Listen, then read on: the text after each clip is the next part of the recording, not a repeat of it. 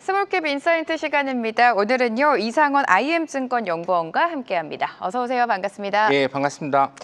자, 오늘도 종목에 대한 공부 자세하게 들어가 볼 텐데요. 오늘 가지고 오신 종목 먼저 만나보도록 하겠습니다. 디오 가지고 오셨는데 치과용 임플란트 관련 기업이죠. 체크포인트 만나보도록 하겠습니다.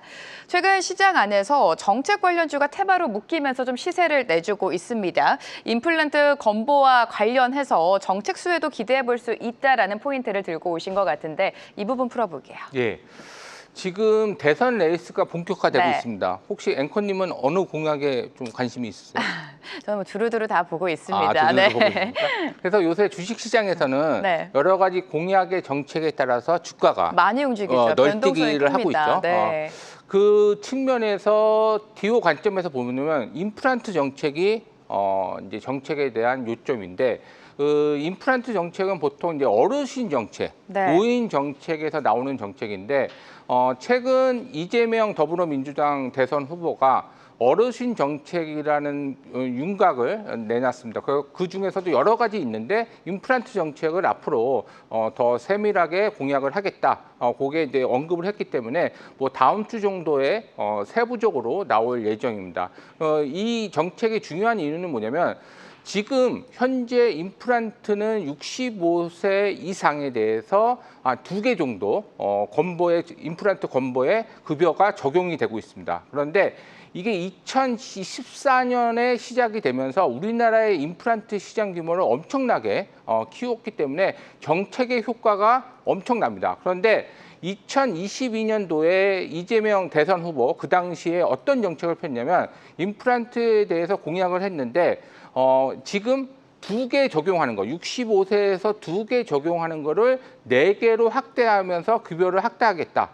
그런 부분들이 있었고, 그다음에 연령대를 65세에서 60세로 내리는 정책을 하겠다. 그래서 2가지 공약을 2022년 당시 발표했기 때문에 다음 주에 발표되는 임플란트 세부적인 정책도 크게 다르지 않을 거라고 보고 있습니다. 그리고 특히 우리나라 같은 경우에는 작년 12월 말 기준으로 65세 인구가 20%, 전체 인구 비중에서 20%를 넘었는데 그 20%의 숫자가 뭐냐면 유엔에서 인구에 대한 사회를 명명할 때 14%가 넘으면 고령 사회, 20%가 넘으면 초고령화 사회인데 그만큼 우리나라가 초고령화 사회로 가면서 노인 인구들, 어르신 인구들이 많아지면서 당연히 이 임플란트 정책에 대한 공약이 실천이 됐을 때는 2014년보다도 더 효과 있는 인구수가 증가되기 때문에 더 효과 있는 정책이 있을 수 있다. 그래서 디오 같은 경우에는 임플란트를 만들고 있기 때문에 당연히 우리나라 시장이 커지면서 가장 큰 수혜를 받을 수 있다. 그렇게 보시면 될 것 같습니다. 네, 정책에 대한 기대감이 또 부각이 되고 있는 것 같습니다. 첫 번째 체크 포인트였고요. 두 번째 모멘텀도 만나보도록 하겠습니다. 올해 특히나 해외 매출 성장이 본격화된다라고 가지고 오셨는데 디오 같은 경우에는 특히 어떤 해외 시장에 집중하고 있습니까? 디오 같은 경우에는 네. 이제 중국 네. 인도, 튀르키 이렇게 3군데 이상 중점적으로 하고 있는데 그걸 말씀드리기 전에 네. 작년도에 영업 적자가 마이너스 400억 정도 나왔습니다. 그 요인에 대해서 잠깐 말씀드려야지 네네. 매출 성장이 이어지는데 네. 이유는 뭐냐면은 그 매출 채권에 대한 부실이 많아지면서 한 번에 빅베스 한 450억 정도를 빅베스 하면서 여러 부분들에 대해서 단행을 했고 빅베스를 했기 때문에 올해부터 매출이 일어나는 거는 그런 이제 부실 요인이 없고 실질적으로 매출 이익이 영업이익으로 증가될 수 있는 요인이 될 수 있다. 그리고 올해 같은 경우에는 특히 이제 국내 매출 같은 경우에는 작년도에 빅베스를 단행하면서 매출이 부진했습니다. 국내 매출. 그래서 네. 그런 기저 효과로 인해서 국내 매출이 성장하는 그런 부분들이 있고 아까 이제 앵커님이 말씀드렸듯이 해외 쪽의 매출 성장인데 특히 중국 쪽에서 1분기 같은 경우에 전년 동기 대비 90% 성장을 했습니다. 그 요인에 대해서 잠깐 말씀드리면 네. 새로운 작년 말에 구조조정, 새로운 빅베스를 하면서 여러 가지 영업상들도 구조조정을 했습니다. 그래서 새로운 대리상을 영입을 해서 커버리지를 확대하는 부분이 있고 두 번째는 뭐냐면은 임플란트도 고가, 중가, 저가가 있습니다. 근데 지금은 이제 그 디오는 중가에서 하고 네네. 있는데 이제 앞으로는 저가라든지 그다음에 고가라든지 그런 제품을 다각화하면서 중국 쪽에 대응을 할 거기 때문에 중국 시장은 임플란트 시장이 성장하는 나라기 때문에 이런 시장 성장에서 분명히 두 가지 전략으로 봤었을 때는 충분히 성장할 수 있다. 그래서 제가 조심스럽게 예측하면 3년간 한 45%에서는 중국이 성장이 예상된다. 그렇게 보시면 될 것 같고, 두 번째 나라는 중국의 매출 성장이 가장 클 것 같고, 두 번째 나라는 인도입니다. 인도 하시면 인구수가 많죠.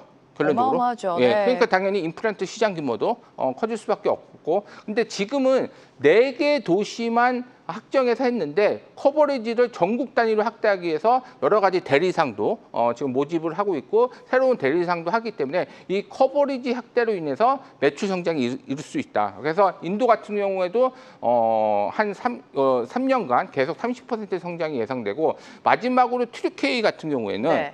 지금 2개 도시만 적용을 하고 있습니다. 이거를 또 그 커버리지를 확대하면서 전국 단위로 할 거라고 예상되기 때문에 튀르키예 같은 경우에도 한 매년 30% 이상의 성장이 된다. 그래서 결론적으로 말씀드리면은 중국의 매출 성장이 가장 클 거고, 국내 매출은 기저 효과가 있어서 올해 매출이 정상화되고, 그다음에 이제 인도라든지 튀르키예는 매출 성장성이 가속화될 것이다. 그렇게 보시면 될 것 같습니다. 그래서 전체적으로 매출 성장은 올해 한 48% 정도 예상이 됩니다. 네, 중국과 인도 시장 규모 자체가 굉장히 큽니다. 제품의 다각화를 통해서 해외 시장에서 눈에 띄는 매출 성장을 이끌 것이다가 두 번째 포인트가 되겠고요. 최근에는 자사주 소각에 대한 기대감도 불거지면서 올해 적극적인 주주 환원책도 좀 기대가 되고 있습니다. 이 부분도 풀어볼까요? 예. 그 작년도에 그 여러 가지 자사주를 매입하고 그다음에 배당을 확대하기 위해서 자본잉여금을 이익잉여금으로 전환을 했습니다. 그래서 한 780억 정도 전환을 했기 때문에 780억만큼 배당 확대 여력이라든지 자사주 매입에 있는데, 작년도 9월 달에 임시 유통을 열고 전환하자마자 100억 규모로 자사주를 샀고, 어제 같은 경우 그 100억 규모 산 60만 주 정도를 소각을 발표를 했습니다. 그다음에 앞으로 또 100억에 대한 자사주 매입을 또 발표를 했습니다. 그러니까 요지에서 말씀드리면은 이런 주주 환원 정책이 작년도에 자본잉여금을 이익잉여금으로 전환하면서 어제도 자사주 소각 플러스 자사주 매입을 발표하듯이 향후에도 배당 확대라든지 또 자사주 매입한 걸 소각하라든지 그런 것들이 발표하면서 주주 환원 정책이 가속화될 수 있다. 그렇게 보시면 될 것 같습니다. 네, 적극적인 주주 환원책까지 또 하나의 성장 재료로 작용하고 있는 것 같은데, 오늘 디오가 좀 주가 조정이 살짝 나오고 있습니다. 주가가 밀리고 있는데 현 시점에서 투자 전략 우리가 어떻게 가져가면 좋을까요? 그동안 그 주가가 거의 한 1년 반 동안 지지부진하다가 최근에 좀 반등을 했습니다. 예, 실적에 대한 기대감 그런 건 반영을 했고, 약간 이제 어제 발표를 해서 차익 실현이 조금 나오는 것 같지만은 제가 아까 말씀드렸듯이 1분기보다는 2분기, 2분기보다는 3분기 그 분기를 거듭할수록 실적이 좋아지고, 그다음에 주주 환원 정책에 대한 기대감이 있었기 때문에 지금 오늘 빠지는 거는 매수 기회로 활용하시면 될 것 같고, 향후에도 좀 성장성 있게 주가도 오를 수 있다. 그렇게 보시면 될 것 같습니다. 앞으로의 성장성이 기대되는 만큼 관심 있으시다면 오늘 하락을 좀 저가 매수 기회로 삼아보자라는 말씀까지 덧붙여 주셨습니다. 오늘 디오에 대한 투자 전략 자세하게 짚어주셨고요. 이상원 연구원과 함께했습니다. 도움 말씀 감사합니다. 예, 고맙습니다.